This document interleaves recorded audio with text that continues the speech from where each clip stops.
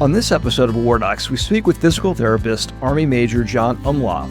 Jon talks about his personal journey and describes the important roles that physical therapists play in the military health system, from garrison clinics to the tip of the spear, supporting warfighters and safely and efficiently getting them back to the fight.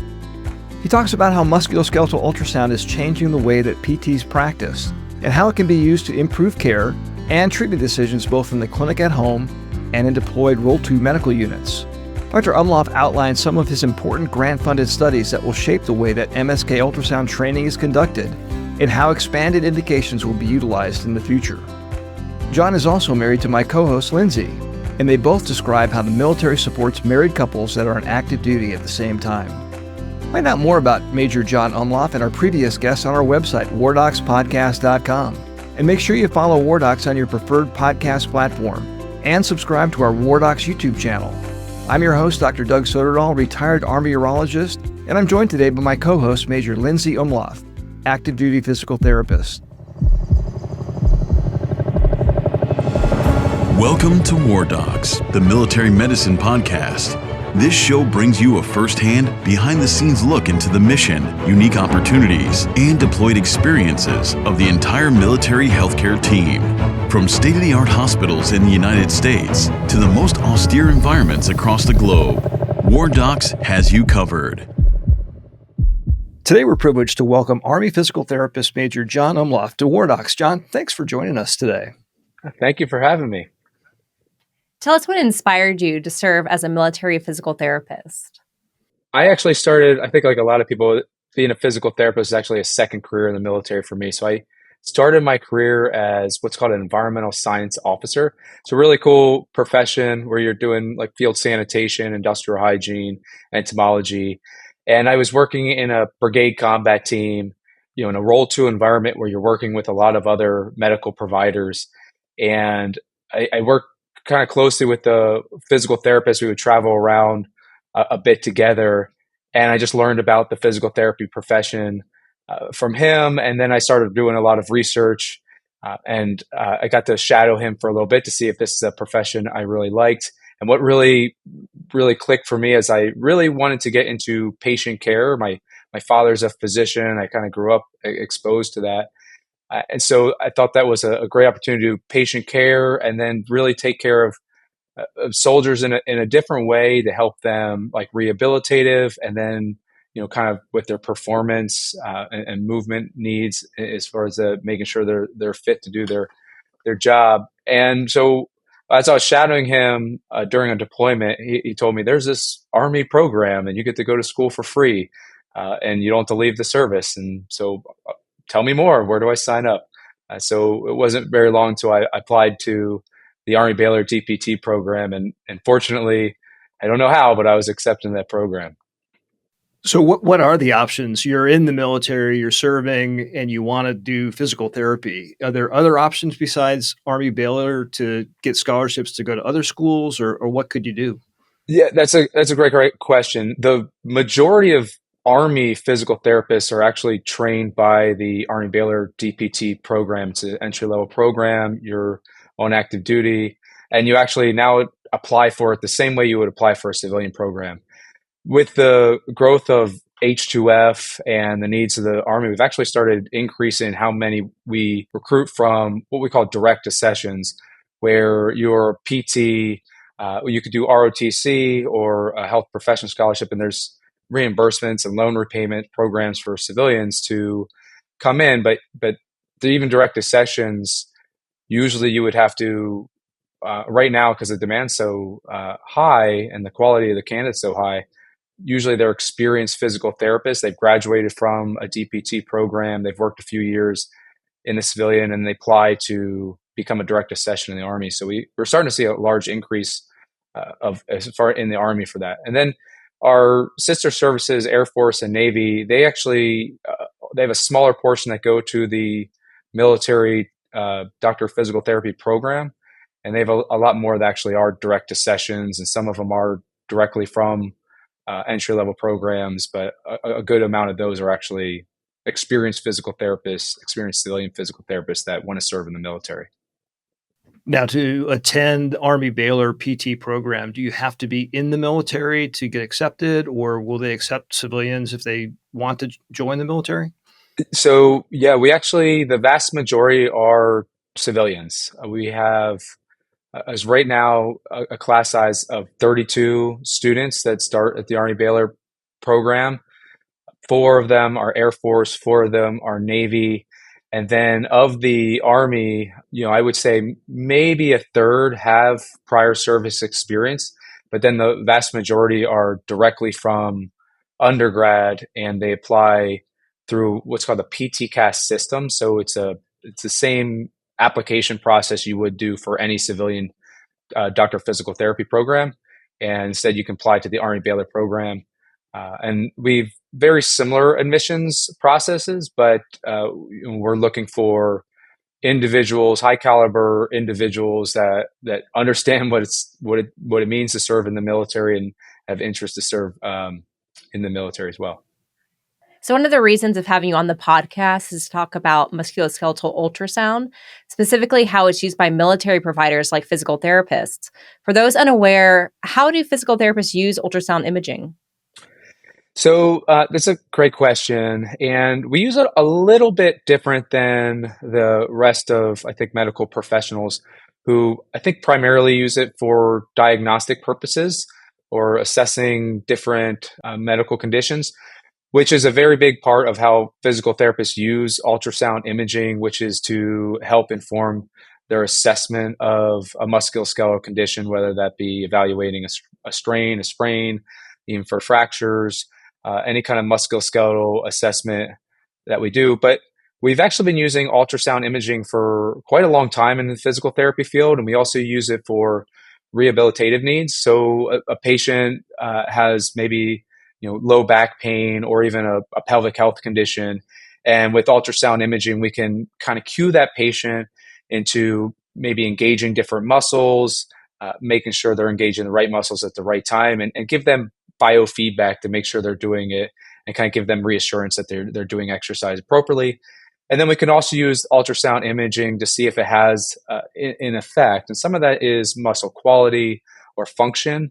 A lot of that's a little heavy in the research realm. And we do use ultrasound to inform rehab research processes, which we're looking at how not only from an outcome standpoint do the patients report that they feel better or move better or function better, but then actually does the tissue quality change. We do that with quite several research initiatives. And then lastly, it's not extremely common, but some physical therapists are using for interventional needs. Not many physical therapists are privileged to do injections, but some are. But many physical therapists are using what's called trigger point dry needling, which is a small monofilament needle that we insert usually in muscle tissue to elicit a response and improve someone's musculoskeletal pain and function. And now ultrasound devices these small monofilament needles, and what I mean small is think like an acupuncturist needle, so very, very small. And nowadays the devices can identify and pick up these needles, so it actually can allow you to know where you're putting the needle. So, it improves safer practices and a little bit more precision with some muscles can be quite difficult to target with that intervention. So how do physical therapists and other medical professionals currently learn musculoskeletal ultrasound? And is it different between the training that physical therapists receive and an ultrasound technologist versus a PA or a doctor or a nurse practitioner? How is the training different and how does that work?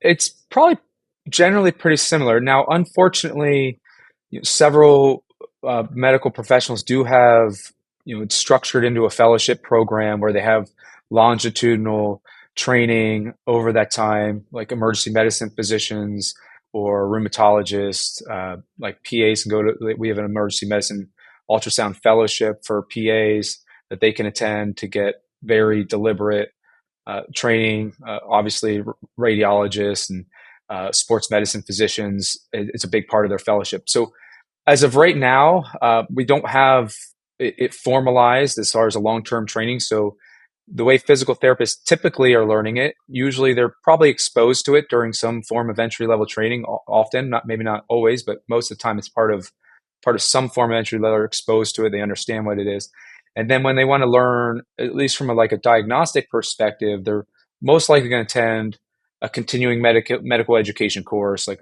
a weekend or a week long course, or receive like I did on the job training from other medical professionals. And then, after they get a lot of hands-on training, there's usually a period of mentored practice where they're getting longitudinal training support. And those that learn ultrasound or want to learn that, when they first get started, I think the first thought is, wow, this is a lot harder than I thought it was going to be. And they realize it takes a lot of reps to doing the ultrasound to really get proficient at it. So, but some form of mentored practice where hopefully they're with some other professional, some experienced professional in mostly a clinical setting that can supervise their competency and over a long period of time. That's more for the diagnostic piece. So you mentioned the lack of formalized training opportunities for physical therapists with MSK ultrasound. Can you briefly give us a summary of how you came into that field of study, and also what you're currently doing to progress that in physical therapy? Yes. So I started learning musculoskeletal ultrasound from a diagnostic perspective about 10 years ago. And I think this was a tale. Hopefully, maybe some other people will look into this. I was working at a clinic, mostly in a primary care clinic, embedded with the family medicine primary care team. But we worked a lot with our sports medicine fellowship at Fort Belvoir. And I would do rounds with them, with patients. And I never forget that in every office they had an ultrasound machine. And when we would evaluate these patients with sports medicine physician, it was inevitable that the ultrasound would come in and they would use the ultrasound to make a better informed decision. And I was working in the primary care clinic, and I never forget, I would look at shoulder pain patients. And, I would do all these tests and measures on the shoulder that most of them are provocative in nature. And, what happens when I move your shoulder like this? What happens when I do this? And the patient would be like, well, that hurts, and that hurts, and that hurts, and that hurts. And I would do my evaluations, and all I learned was that your shoulder hurt. I didn't really learn any additional information. And so I would watch them and work with them. And I never forget that moment of clarity, oh my gosh, if I had this in my clinic, I could make a better informed decision about what's really going on with this patient and help that patient understand what's going on in a way that helps them participate in exercise that helps with their rehab program process. So at the time I was working with the sports medicine fellows, I was doing running gait analysis. I was really into running and helping injured runners. We had a running clinic at Fort Belvoir, but they had this running gait lab that had a busy clinic where the gait lab could use a little bit refurbishment and setting up. So I told him, I will take the initiative. I'll set up your running gait lab. I'll evaluate all your injured runners. I'll take on all the patients that you want rehab if you teach me how to use that ultrasound machine. And I work with two amazing sports medicine physicians there, Dr. Anthony Butler and Dr. Jesse DeLuca, who took me under their wing. And really, it was almost like a quid pro quo. And they were like, absolutely. So I started working with them where I would attend some of the training with their fellows on the ultrasound. And then fortunate for me is that they upgraded all their musculoskeletal ultrasound machines, and they had an old one sitting in the office or in the one of the lockers. And I was like, what are you going to do with that one? And I'm like, well, that's one just there in case we need it, in case one of these break. And I said, well, do you mind if I start rolling that down to the primary care clinic and I start scanning my patients and I could send you some of my images and let me know what you think? They said, okay, as long as the machine doesn't go anywhere and you bring it back. And so I would, every day at Fort Belvoir, if you saw me, I would be taking this ultrasound machine and wheeling it down to the primary care clinic or wheeling it into the physical therapy clinic just to practice and get reps on either coworkers or anyone who'd be willing to let me examine them, or I'd be wheeling it back up to show the sports medicine fellows what I was looking at. So very quickly it came known I would just be always walking around Fort Belvoir dragging this ultrasound machine. So affectionately, it became known as my R2D2 robot that would just wheel around. That's basically how I learned. I got very fortunate. I had a great working relationship with the sports medicine fellows and the fellowship faculty there that were willing to teach me that. And then honestly, it was a lot of reps and sets, whether that was on the weekends or just staying late, and then just willing to just constantly keep getting reps and sets.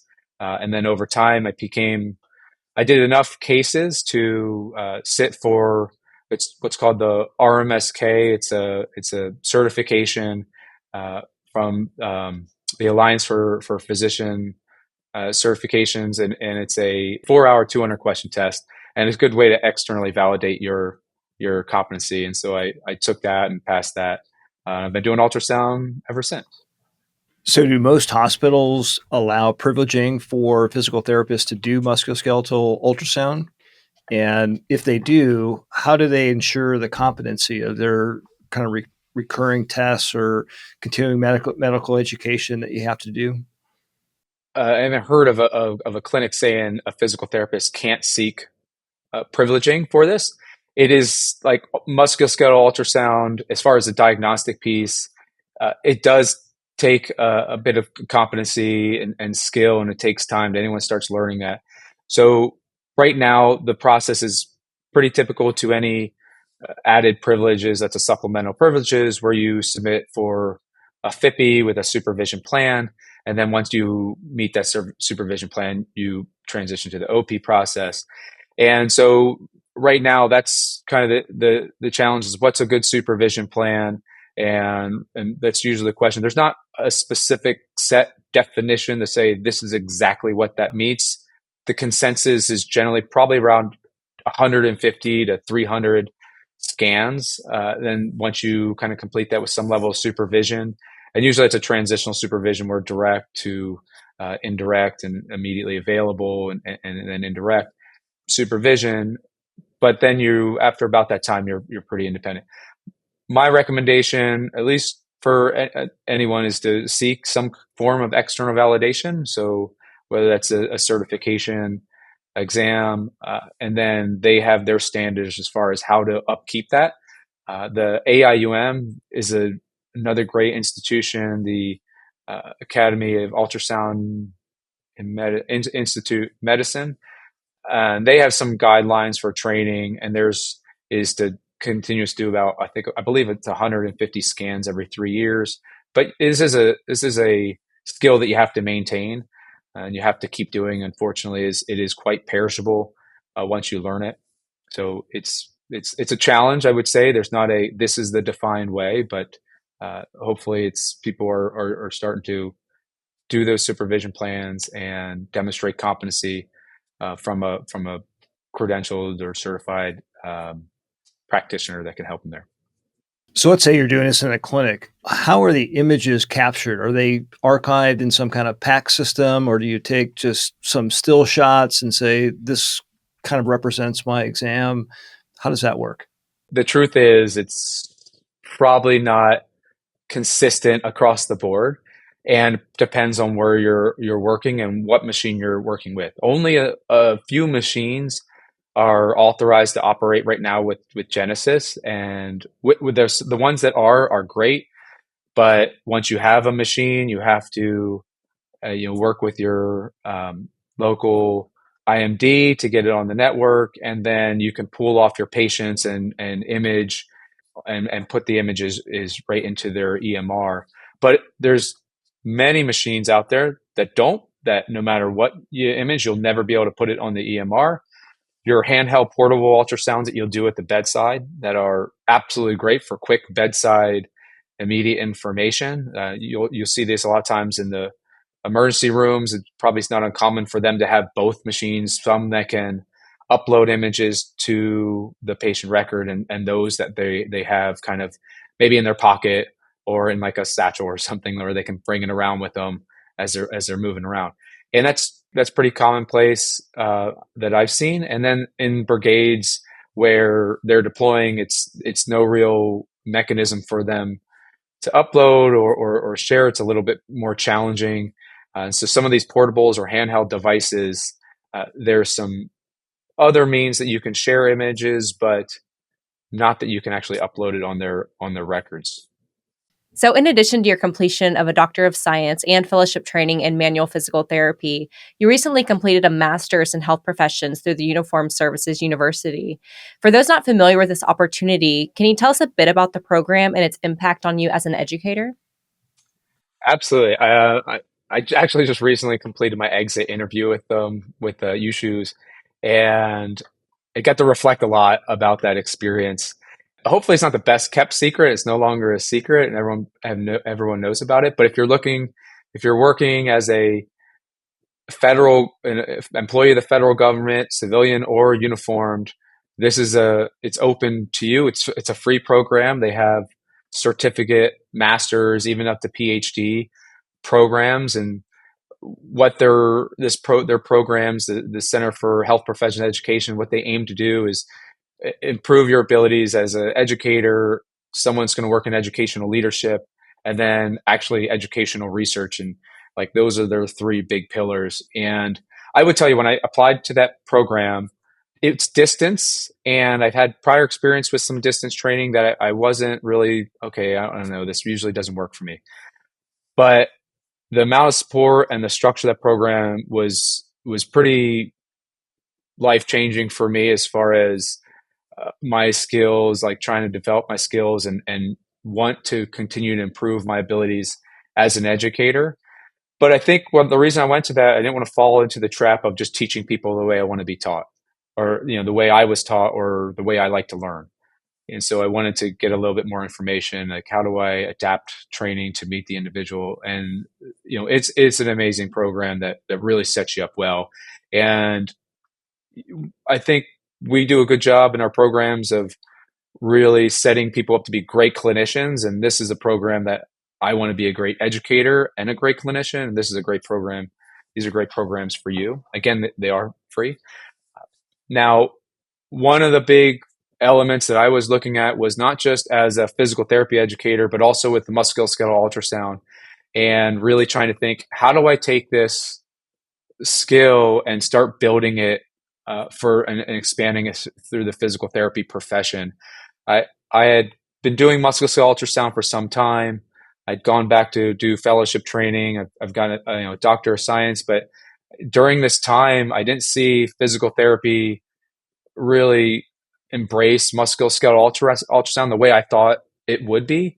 And there's several barriers to that, but one of them is training availability and training that meets the needs of the physical therapist. So I was able to, this is a collaborative program. It's very interdisciplinary. So I get to talk with a lot of different professionals on how to train different medical professionals, and got really good feedback of how do I develop a curriculum for them. So I actually developed the curriculum I'm teaching now, and I'm starting to build into our fellowships in the military, try to expand this into different fellowship. That's kind of my hope, is that it can be in some of our fellowships where they can train some of these learners in a longitudinal way in a structured method. But then how do I build the curriculum, but how do I study it?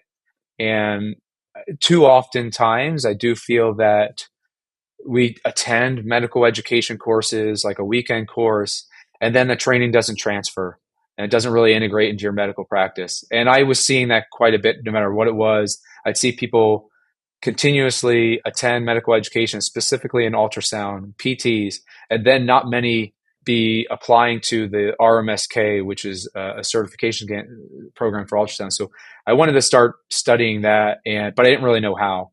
And so I got to do a couple projects with the faculty UShoes, and really helped me start looking at how can I build a program of study. So I've been trying to do that over the last couple of years, and hopefully we'll continue to do for the next several years going forward, to continue to think about what's the right way and what's the most effective way to grow these training programs so it can be utilized by physical therapists. Because I think maybe not just physical therapists, any medical professional. Because when I do go train, I don't just teach PTs. I'm teaching a course this week, and there's PAs, there's nurse practitioners, even and physicians that will come attend it as well. Now, there may be some military medical folks that are listening to this and say, man, that sounds kind of like a cool opportunity.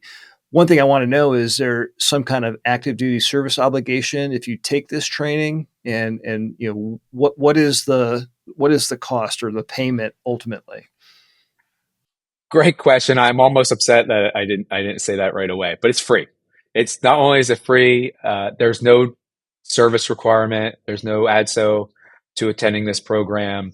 It's built like a tiered program. So if you're not sure about it, I mean, the only thing it's really going to take from you is your time, because it's a part-time training program with both synchronous and synchronous. So there's some synchronous meetings, but there's some asynchronous content.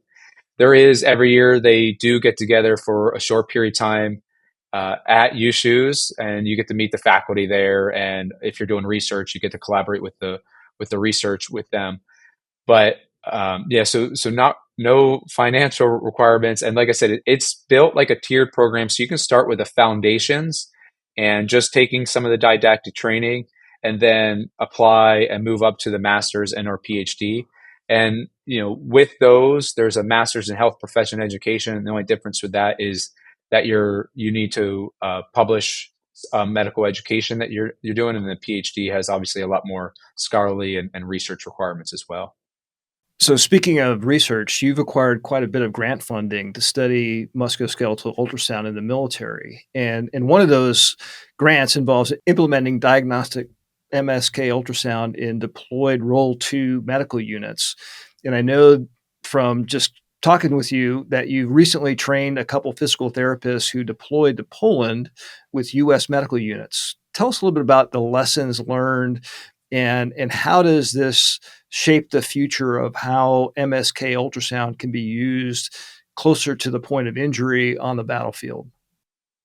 Yeah, so I've been very fortunate to have a couple grants funded through the Army's Telemedicine and Advanced Technology Research Center, or TATRIC. And they have these advanced medical technology initiatives where it's supposed to be bottom-up technology, where you're either developing technology or using technology in a novel way. And so I've been able to use that funding. Everyone's usually, when I say get grant funding, they're usually curious where you get it from. And this is open to anyone working in like an Army facility or associated with them to fund they're looking for people actually that are practicing that are looking to do some research and help fund those research initiatives. So the initial part of this project was to, one, identify a field expedient device that would be suitable for deployment needs, and then to either ruggedize it or test it to make sure it was suitable for deployed settings, and then build and develop a competency musculoskeletal diagnostic musculoskeletal ultrasound training program for several regions that would be suitable for those deploying and fit the needs of a Role 2 clinician, and then deliver that and measure outcomes for during a 6 months deployment. And so let's train them up, give them the ultrasound machines, then let's deploy them and see what they say and see what they do. Because that's probably the way this is, we're going to deploy. We need to get these in the hands, or maybe they get fielded in the future and people there's a requirement to train them, and then let's see what impact it has. So I recently had 2 physical therapists that deployed to Poland, as you mentioned, that did come back and share with us like a lot of lessons learned. As far as, I asked them several questions at every scan they did to answer a few quick questions. And what they said was the most common area that they scanned was the foot and ankle, followed by the shoulder, and followed by the knee. So they used it immediately. They said is really improved their abilities in a deployed setting.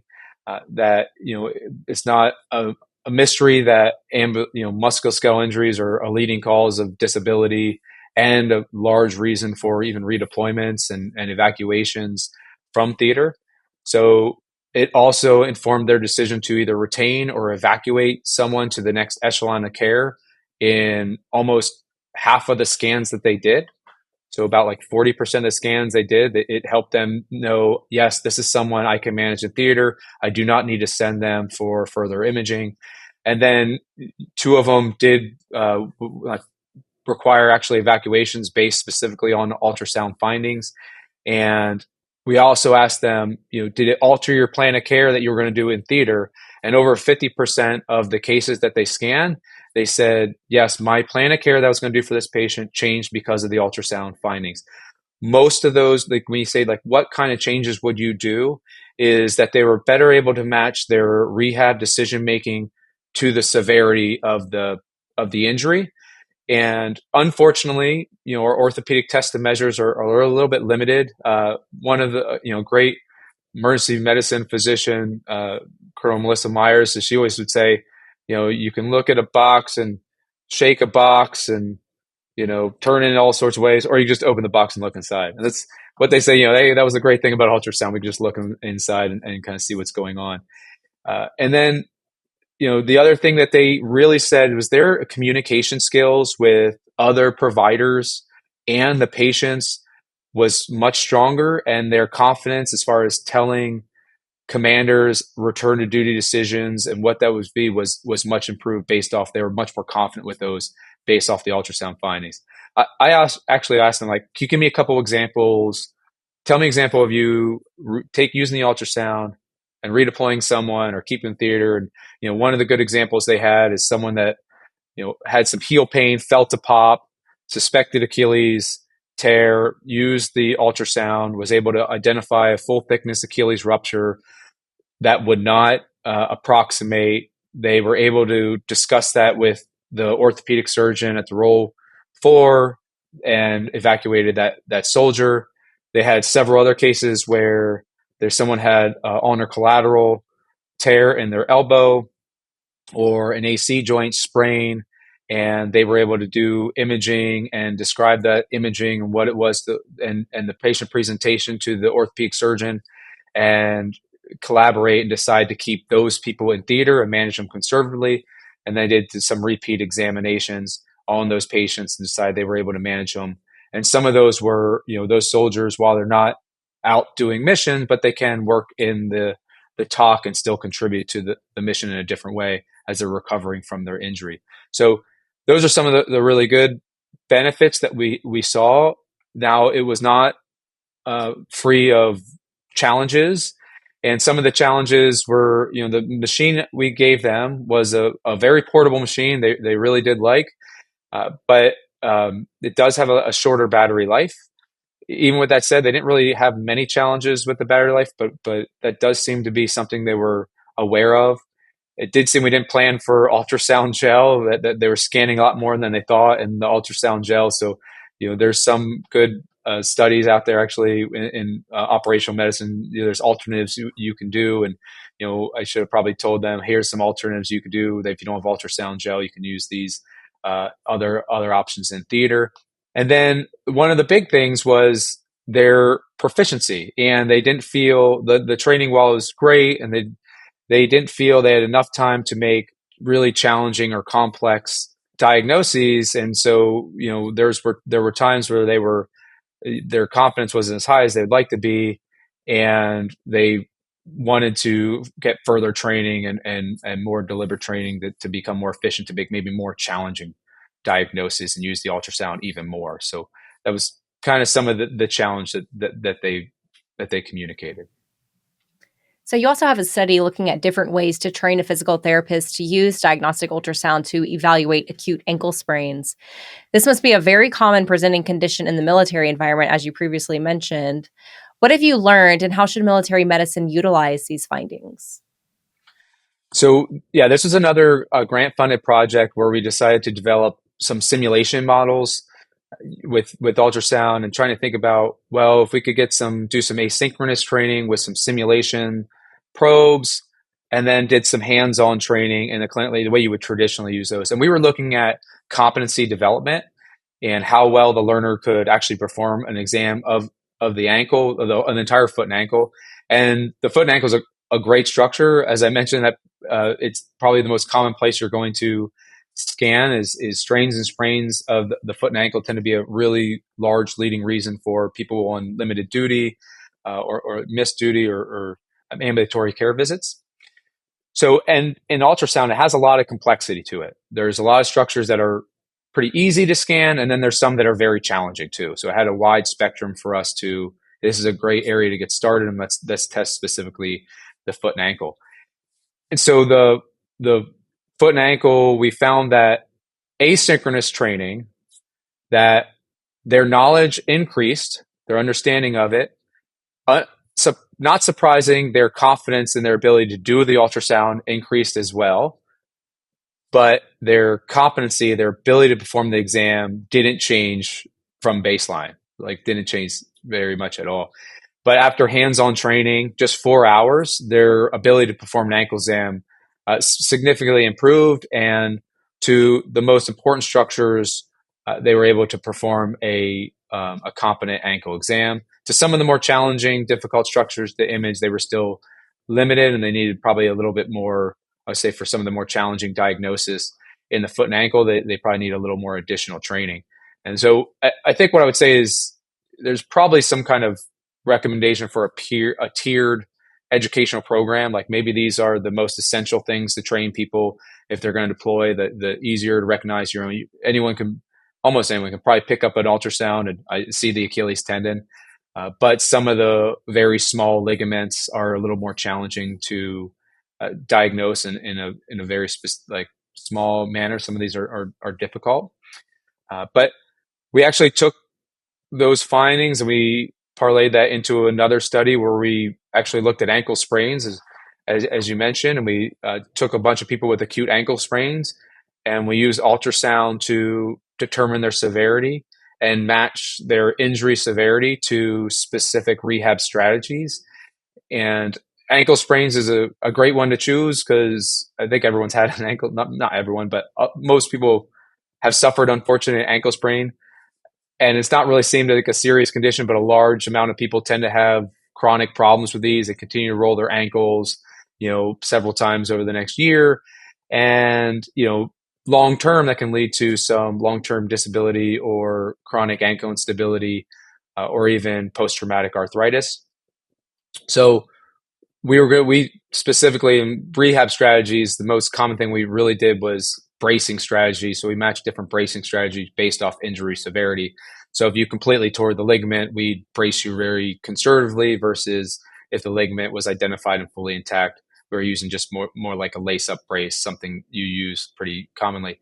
And surprisingly, we got really excellent outcomes with these patients in the short term. I think we were suspecting we're going to brace them so much that we're going to hold them back and they're not going to be able to do, we're going to make them stiff or weak. And surprisingly, they had excellent outcomes. When we compared them to, some of the published research, they're far superior to some of the published data that we see out there. So good, promising initial, but this is really just kind of almost pilot data. So we're looking for methods to take this research probably to the next level, maybe something larger. So one of the things that we often see in medicine is turf wars, and it seems like everybody wants to get their hands on ultrasound and, perhaps use it for a musculoskeletal indication. You've got PAs, you got emergency room physicians, you got, you name it. Everyone wants to do it. What are the barriers for getting into the hands of physical therapists? And if you're going to move into interventional treatments, injections and guided things like that, where do you see the future of musculoskeletal ultrasound used by physical therapists? So for barriers, I think the barriers are pretty much, some of them are pretty universal across the board, no matter what, they're physical therapists. And that is, number one, access to equipment. It continues to be probably the largest barrier. And I would say not just access, but training proficiency on that equipment. Do they understand, not just how to turn it on, but how to actually make it function to get the right image quality? And some of the handhelds, it's kind of nice because it doesn't have as many buttons, and so you can't mess it up as much. And so some of the handhelds are overcoming that. They're a lot cheaper, so those barriers are starting to be reduced. I think in the military, they're currently looking for methods to start fielding this in units. So I think it's a matter of time, not when, not if, the equipment barrier becomes a thing of the past. That's my hope. And so they'll be, ubiquitous with just physical therapy, but just all medicine. And then training proficiency is big. And I think that's the challenge is not just initial and availability of initial training, but it's that longitudinal support and that institutional support of supervision and mentorship. And there's not a lot of physical therapists to train other physical therapists right now. And so this, it takes a village, but it takes teamwork, and it takes working with other clinicians. And, turf wars is an interesting, you're absolutely right, is there's perception of these turf wars, but I think once we start working together, and my best experiences in the military have always been working with all the other different providers, and you start here, this is what I bring to the table, and this is what I do for these patients. And you start where you're like, oh my gosh, this is so much better when we talk and work together, and we're all much, much happier, and we can help each other and learn from each other.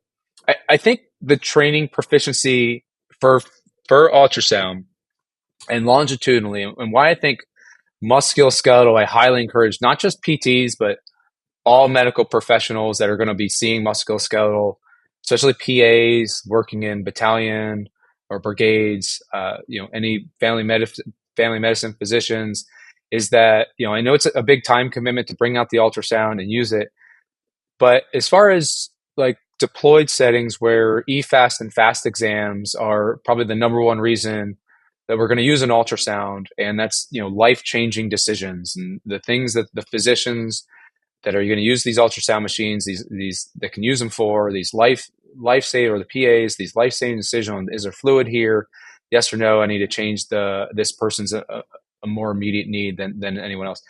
And I might be wrong, and I shouldn't be speaking obviously for the PAs, but an EFAST and FAST exam, they're not doing that on a daily basis. And I would tell you, in the training I'm doing this week, there's 2 PAs attending it who, like, yes, I know EFAST and FAST exam. And I asked them, well, how many images are in an EFAST? And like, well, like 6. There's 6 images. And so I'm teaching a musculoskeletal where we're going to do a shoulder exam. You have to do these 11 images. So musculoskeletal, there's a lot more psychomotor skill, and your visuospatial challenges to recognize and manipulate the probe to understand what you're seeing, and then incorporating that. The skill of the ultrasound is transferable. Your ability to handle the probe, know what you're looking at, is transferable to other exams. So my thoughts, especially with those that are going to do a mass cal, let's say we're deployed and there's a mass cal event and you're going to use the ultrasound for EFAST FAST exam. Well, you kind of really hope this is not the first time they're using an ultrasound in the last 3 months. But if they're using it on a routine basis, let's say with musculoskeletal stuff on a regular basis to help with that, they're going to be really proficient. Turn an ultrasound machine, I know exactly how to use it, manipulate it, and keep that skill set up. So I do think there's, I encourage people to use it more often. If it's anything, just keeping up their skills, so when they needed to make life-saving decisions, that they're really proficient in it.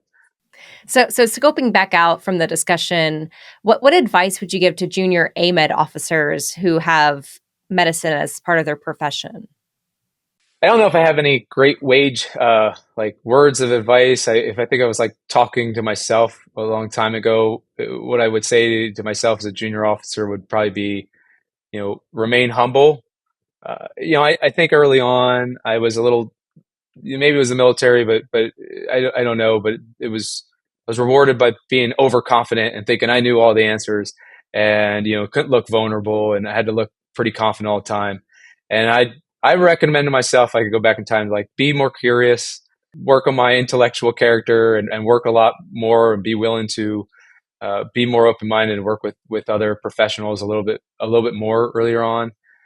So that humility, I think, can go a long way. I wish I had it more, and so I was more skeptical of short-term success, and really thinking more about maybe sort of systematic long-term outcomes.